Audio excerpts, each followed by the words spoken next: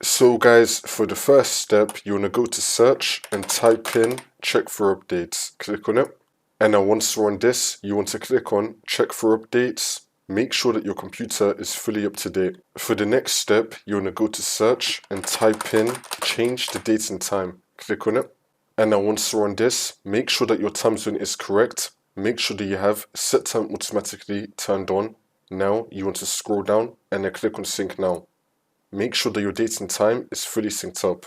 For the next step, if you're using a VPN or proxy, then you want to disable it. For the next step, you want to go to search and type in Microsoft Store. Now you want to click on app settings. And now once you're on this, you want to scroll down and then click on terminate. Now you want to click on reset and then click on reset again. You want to reset the Microsoft Store. Wait for this to load. And now once that's been done, we can now resolve this.